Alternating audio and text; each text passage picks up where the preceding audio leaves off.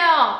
There is a level of money that you can put into a cardigan, and this is beyond the level. Cheers, thanks, I'll take it. So you know what? If I'm saving about 4,500 euros, that is not a problem for me at all. My hamster is making noise right now. I paid nothing close to that for this handbag. Well, hello people from the interweb. Today we're gonna be talking about buying luxury, vintage, second-hand fashion, accessories, shoes, handbags, you name it, we are going to cover all this. So if that's something that interests you, then I guess keep on watching. You probably guessed by the title of this video, or else my on-brand attire.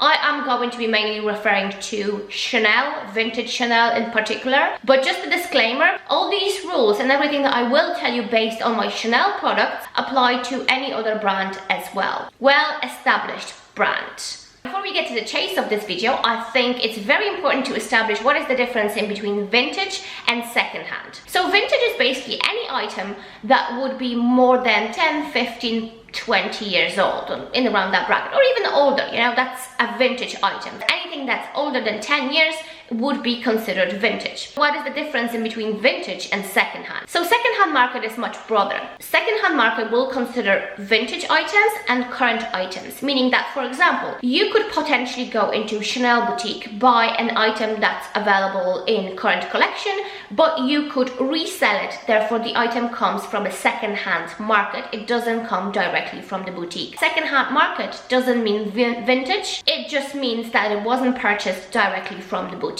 So now let's get into the point. What do you actually need to do before buying vintage Chanel? I'm going to be talking about Chanel and showing you Chanel items and referring to them, but all these rules apply to any other luxury well-established brand. So it's not just about Chanel, it's generally about luxury vintage items, fashion, buying. That was a very long sentence. So the first question would be, why would you actually buy something that's vintage instead of just going to the boutique and purchasing it brand new? Well, I think the most important and most significant difference is the price tag. You're probably all aware that Chanel had this crazy, ridiculous price increases happening last year, which brought us to the fact that the average price for a classic Chanel handbag is about 5,000 euros, which, if you ask me, it's a bit excessive, to be honest with you. Those pretty much the same handbags. Let's just kind of use a classic flap as an example. You are able to purchase these secondhand, or you're able to purchase them on a vintage market literally half price. For in around 2,500 euros, you're able to get a vintage classic flap handbag from Chanel in a very, very good condition. So I think the first and the very most important thing, the difference in between buying from directly from boutique and buying from a vintage market, is certainly a price difference. So then you're probably asking yourself a question, right? Okay, cool, yeah, I get it. The price is different, but I'm kind of concerned about wear and tear, possible future damage. I might just want perfect condition item. When buying from a vintage market, you might get lucky enough to get pretty much brand new bag. You know, there's a lot of people out there who purchase the bags and they don't wear them on a daily basis. They keep them in the wardrobe and realize after 10 years, they realize, you know what, actually, I don't really wear this bag at all. I'm just gonna sell it. That's how item becomes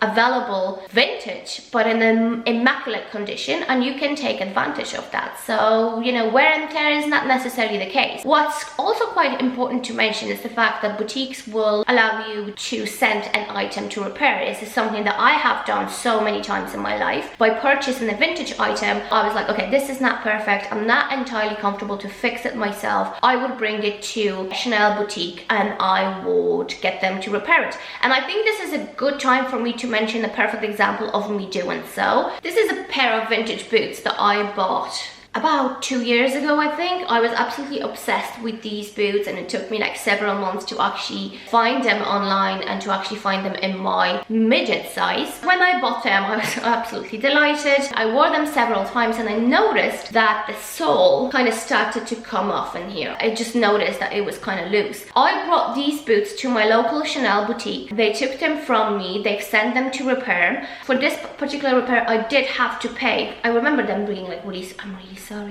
sorry, but you know, there is a charge for this repair. I was like, all right, okay. It was about 25 euros. So if I went to my local shoe repair center, it would be probably in around the same price. My hamster is making noise right now. Whenever you're ready. So yeah, even though that they're actually vintage, I'm not going to be referring to, you know, them being cheaper because they were vintage than a similar pair of boots in the boutique, because unfortunately that wasn't the case. But because I was totally obsessed with this particular pair of vintage boots, I certainly overpaid for them. I will never get my money back. Whatever I paid, I probably will never get my money back on this particular pair. It wasn't a great investment. But I'm using this example to show you that anything can be kind of repaired and anything can be brought to a great condition, even though that the item has been well used. Now I think the second quite important thing to be covered in this is that I personally think that the vintage quality, the vintage craftsmanship is much better than the current one, and this would especially apply to handbags. I have myself made a mistake and I bought a classic flap in the boutique, which I sincerely regret, and I would definitely say don't do it. Just buy it from a vintage market. But I honestly think that the quality of vintage pieces is so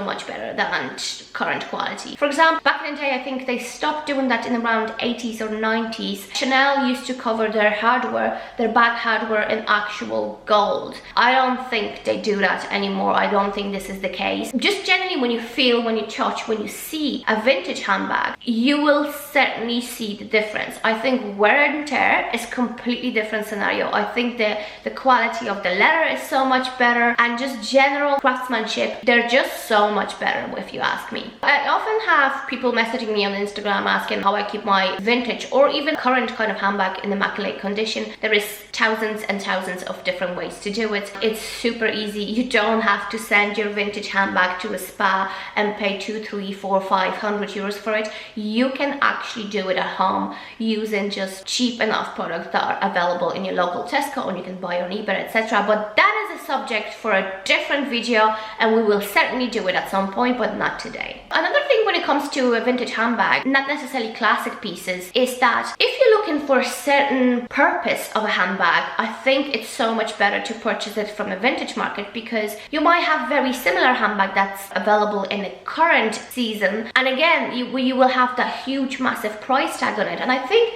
this handbag right here is a great example. This is my daily handbag. This is the handbag that I've purchased thinking this is my, excuse my language, fuck it in the car kind of handbag. I wear it anywhere. I go to Tesco, I pick up my children from school. Like, it's just the kind of handbag that I don't really care about. And this is a vintage piece. I'm not entirely quite sure what year this piece is from, but I'm gonna say she's in around 10 years old or something like that. I've purchased this handbag from my local reseller, and I have to say that I'm extremely delighted. I'm not quite sure if you'll be able to see it, but because I use the handbag on a daily basis, it certainly needs some love, some TLC. That is, again, certainly not something that I will be sending this handbag to handbag spa going like, yeah, can you just like make sure it's perfect for me? No. That is something that I do myself at home on a weekly, monthly basis, etc. I was looking for a kind of handbag that, like, you know, it's quite large. I wanted kind of short strap, because that's how I like my handbags, like a shoulder kind of strap. I wanted like a kind of easy access. That's literally what I got. I wanted silver hardware. That's what I got. And you know what?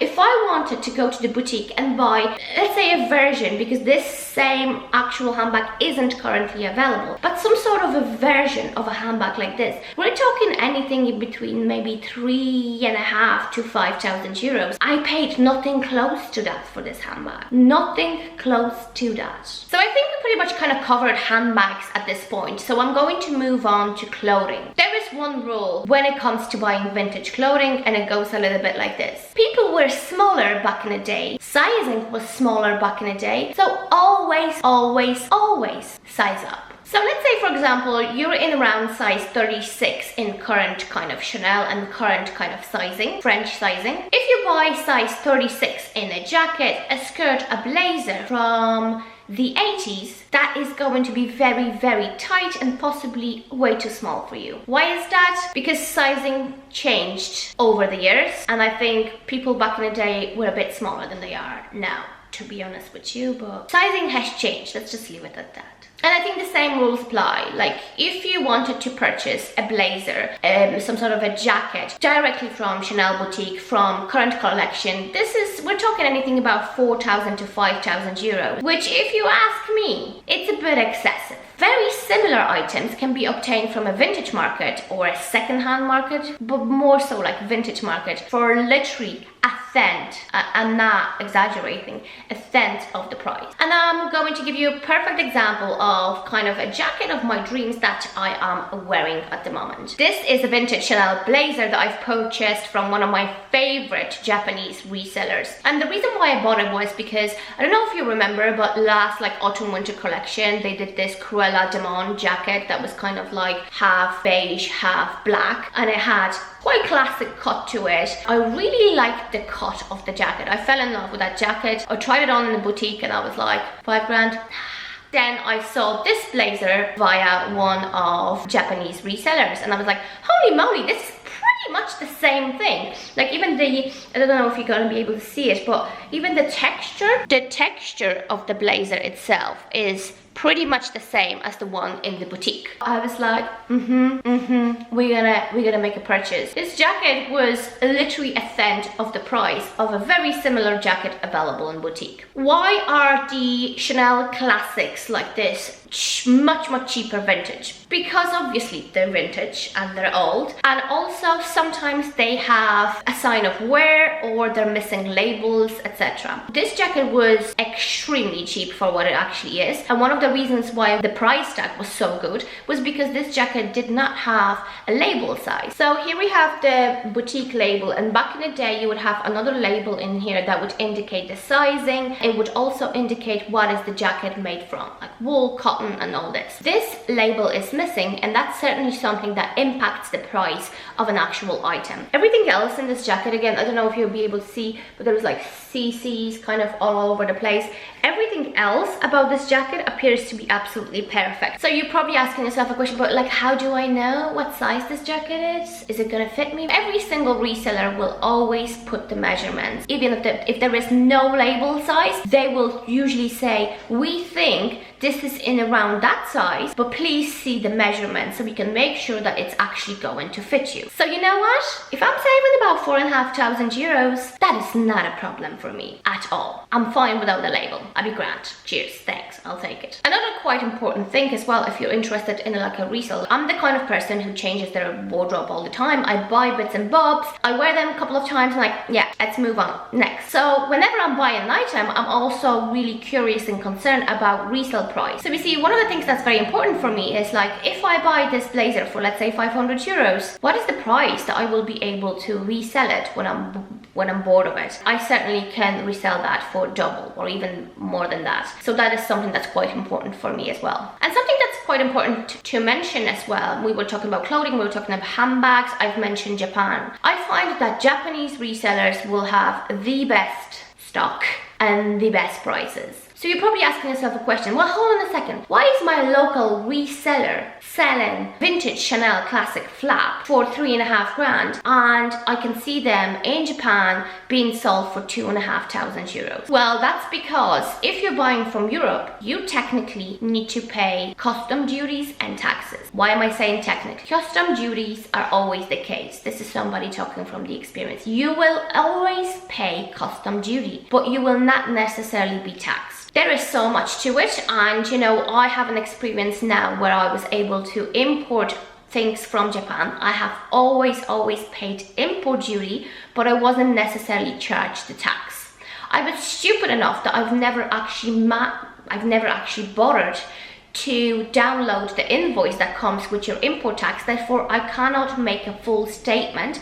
I only have a couple of suspicions in terms of like on what basis you're being taxed or not being taxed, because you see, you need to understand that there is import duty and there is tax on top. Sometimes I'm being charged import duty, but not always. In fact, very rarely I'm being charged tax. Different story and different video. So technically speaking, if you're importing a Chanel handbag that you've paid 2,500 euros for, you might be liable to pay import duty. Import duty is usually in around 100 euros and then 23% VAT on top of that. So you do the maths. It basically works as the same price as in your local boutique. So I find that is the reason why people from Europe are kind of like, yeah, I'd rather buy from Europe, you know? Which again, sometimes it is the case, sometimes it's not the case. And this is going to be my impression of somebody in customs going like, okay, so here's what I think we should do, here's what I think we should tax this person on import of this particular item. Let me just close my eyes. This one. Now, in reference to buying clothing from Japan, I'm going to give you another example, and it's my kind of recent purchase that I've got. This is not quite vintage, because I don't think this is anything in around 10 years old. Like, I think it's a couple of years old, but not quite 10 years old. This is a Chanel kind of wool and cotton cardigan jacket. I have purchased this also from a Japanese reseller, but the reseller, it's a big reseller that I've purchased it from, but I don't think they have much experience in sending into Europe. Therefore, on this particular item, I was charged VAT.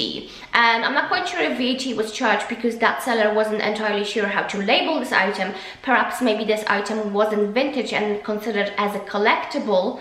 Therefore, I paid tax. I wasn't happy about it, but I did it. I love the jacket. Why am I showing you this jacket in particular? Because just recently, before we went into lockdown, I went to Chanel boutique and they had sale on, and I was trying on a very similar kind of jacket, cardigan, whatever you want to call it. And this particular cardigan was on sale. The original price was about 4,500 or 5,000 euros, and it was on sale for 3,000 euros. And as much as I wanted to actually purchase it because I loved it, I was kind of like, you know what? There is a level of money that you can put into a cardigan, and this is beyond the level. I knew that I want to have something like this. I find it very functional. Again, you can wear it as a jacket, you can wear it in the summer, you can wear it in the winter. It's really warm, but I was just like, I'm not paying that kind of money. Again, that was the price on sale, okay? It was on sale. So I kept looking on the interwebs, I kept looking on eBay, I kept checking my Japanese resellers, and I did see a couple. I saw one, but it was still quite expensive, cheaper than sale price in the boutique,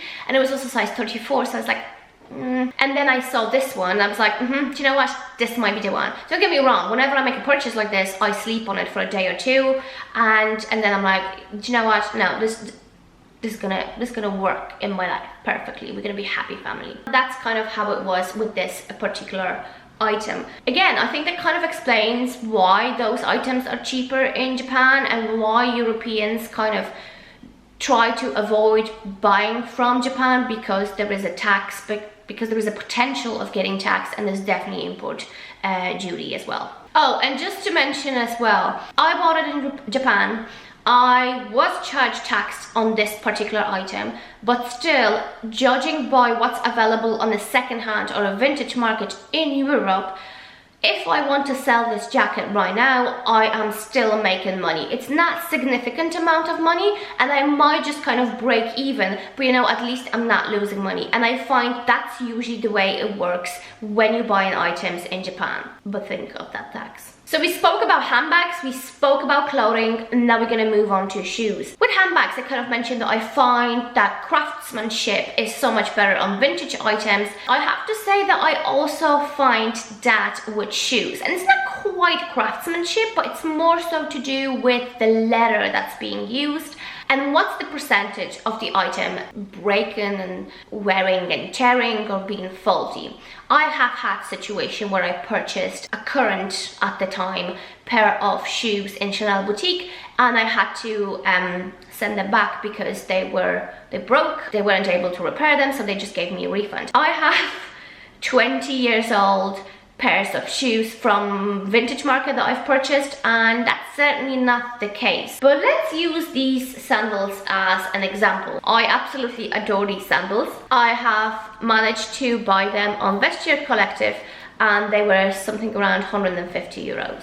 Yeah, 150 euros for Chanel sandals. Pretty good deal. Here are the things. When they came in, they were grand, but then I wore them once and they had the original heel top, I think it's called. And after wearing them once, this came off and I had to bring them to my local shoe repair center and get that repaired. It cost me about 10 euros, so I think that's fair enough. Another thing that you will notice in vintage items is like, see this? Like the glue is drying out and stuff, but all you need to do is just to get some leather glue, or you can also ask your local repairman to do that. This is completely not an issue for me. I find that the quality, like the straps and things, like nothing is loose, Nothing is nothing feels cheap. I think feels cheap is a kind of right way to put it. Because I've noticed with the new Chanel current items, when you try on sandals on, you kind of like, they actually look fake. But you're actually in a Chanel boutique, so you know they're not fake, but you're like, the quality is just...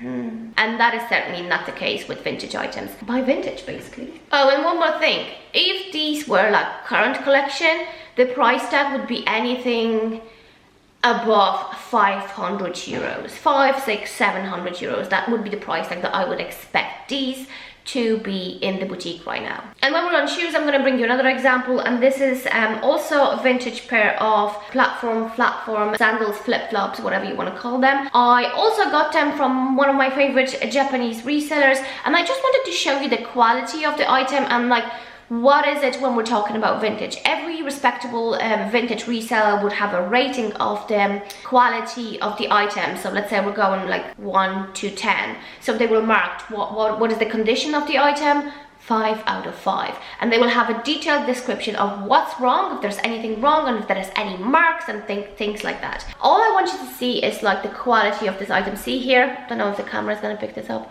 Yeah, so we have some marks. This is not something that bothers me, and that's also something that you can get rid of. All you need to have is the white shoe polish, I think it's called. I'll show you the second one. I absolutely love them. I've worn them a lot in the summer. I think they're just like a kind of like a really cool kind of statement piece. These I purchased from Japan, as I've mentioned. They were in around 200 euros. I did pay duty on them, but no tax. And again, I think it's because it's a vintage item over 10 years old. Duty on them was about maybe 50, 60 euros, and that was something that I entirely expected. I always expect to pay the duty. I just don't necessarily expect to pay the tax. Now we've covered pretty much everything except from accessories. I do not have a huge experience in buying vintage accessories because I'm not very much of an accessories, like jewelry kind of person. And that's, I mean accessories, I don't mean handbags and shoes, because these could be considered accessories as well. I refer more so to like, you know, belts, jewelry and things like that. I do not have much experience in buying such items, but I did buy a couple of them in my history of buying. One of them that I certainly kept for years, and coincidentally it is the very first item I have ever bought as a vintage Chanel item and from Japanese reseller. This is a vintage Chanel belt, chain belt. It has a, is this gonna work? We're gonna be concentrating here. No, concentrating. Concentrate! Camera, can you please concentrate for me? It has a Chanel logo on this little thing, and then it has this Chanel coin type of logo. Interesting fact is that this is removable, so you could technically put it on a different chain and you have a nice necklace when you don't want to wear this as a belt. But this is basically a vintage Chanel belt, and I have bought it, I'm gonna say around 7 years ago, and I paid in around 300 euros for it. It was in, I'm gonna say perfect condition, but there was like no, like, you know, major kind of marks, damage, anything like that. It literally looks like somebody bought it in a shop, wore it a couple of times, kept in their wardrobe for 10 years. I don't know how old this belt is, but judging by the style of it, I would say it comes from around the 90s. Again, I imported it from Japan. I paid around 300 euros for it. I do remember that I did pay duty, but duty was, I'm gonna say, anything in between 30 to maybe 50 euros, so nothing really significant. And an interesting fact is that this belt, if you wanted to purchase it right now, regardless if it's from Japanese seller or European seller, this belt is now worth in around 2 times the price. That would be in relation to price increase over the years, but again, that's a different subject. So I think we pretty much covered everything at this point. We know what we're doing-ish. I hope this was somehow maybe helpful to you. I'm sorry, there is way more vintage Chanel that I've purchased over the years, but you know me, I buy something and then I sell it and then I buy something else. And as I mentioned on the beginning of this video, I spoke about Chanel in particular, but pretty much all these rules will apply to any other major vintage brand. So we'll be talking about kind of like Hermes, we'll be talking about Dior, we'll be talking about Louis Vuitton, and whatever else there is. And before I go and finish this video, I am going to let you know that there's going to be links to my favorite Japanese resellers down below. Also, always make sure that you purchase from recommended sellers. This is certainly in relation to eBay. I buy a lot of items on eBay, but I always purchase from recommended sellers. So like official Japanese resellers, these are the people that have thousands and thousands and thousands of items. These are the people that have thousands of feedback, and these are the people that are actual genuine company.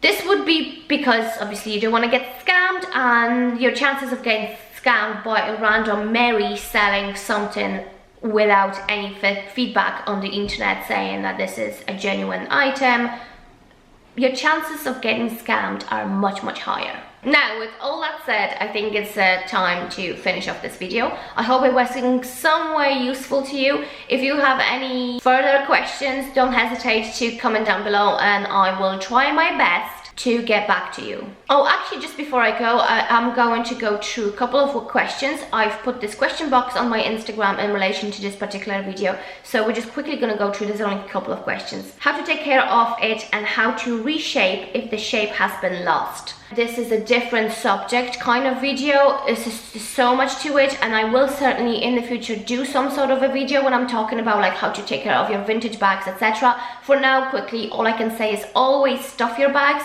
and use bags inserts. They certainly do help as well. Another question, can you prove authenticity with just a serial number and no authenticity card? I am no authenticity person.